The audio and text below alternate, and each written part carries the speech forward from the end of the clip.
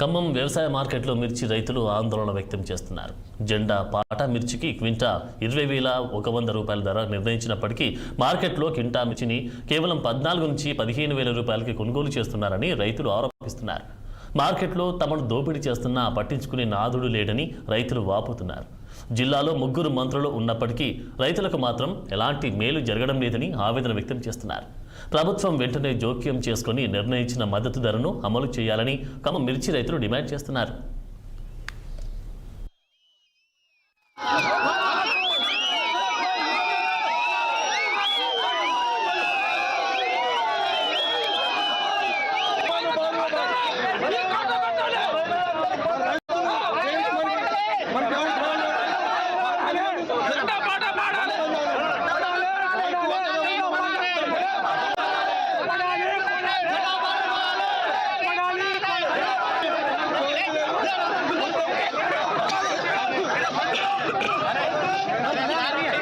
Chao.